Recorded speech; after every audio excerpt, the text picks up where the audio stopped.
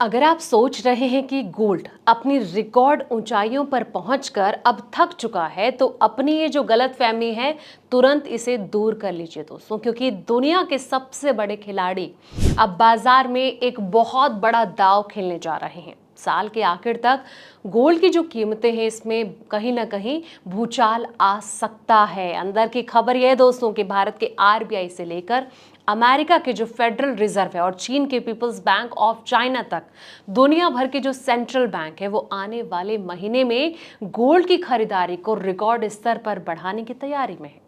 जब दुनिया के सबसे बड़े बैंक डॉलर को छोड़कर गोल्ड पर भरोसा जता रहे हों, तो समझ जाइए कि पर्दे के पीछे कोई बहुत बड़ी हलचल चल रही है।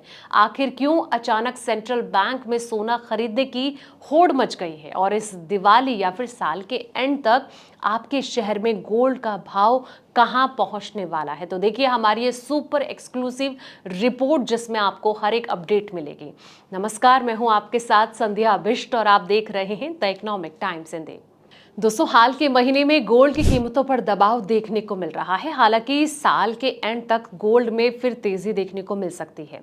इन्वेस्टमेंट बैंक गोल्डमैन सैक्स के मुताबिक सेंट्रल बैंक जो है जल्द ही गोल्ड की खरीद बढ़ा सकता है। मौजूदा साल 2026 के दौरान सेंट्रल बैंक औसतन हर महीने जो है 60 टन सोना खरीद सकते हैं।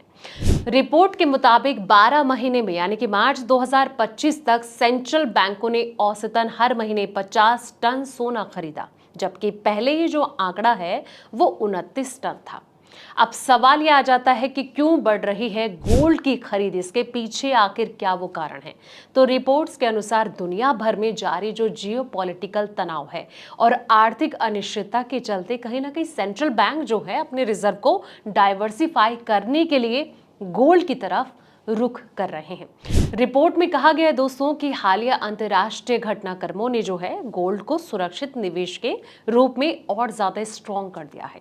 ऐसे माहौल में कई देश जो हैं वो डॉलर बेस्ड एसेट पर निर्भरता कम कर जो है गोल्ड रिजर्व बढ़ाने की रणनीति अपना रहे हैं। अब सवाल ये आता है कि मिडिल ईस्ट तनाव का कितना इम्पैक्ट पड़ सकता है।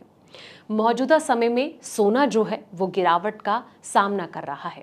मिडिल ईस्ट में जारी युद्ध के चलते जो है एनर्जी कीमतों में बढ़ोतरी हुई, जिससे कि दुनिया भर में महंगाई बढ़ने का जो खतरा है वो पैदा हुआ है। महंगाई बढ़ने से सेंट्रल बैंकों की जो ब्याज दरें हैं इसमें कटौती होने की संभावना जो है वो कम हो जाती है, और इसी वजह से बॉन्ड मार्केट में बिकवाली बढ़ी है, जिसका असर बिना ब्याज वाले निवेश ऑप्शन गोल्ड पर भी पड़ा है दोस्तों।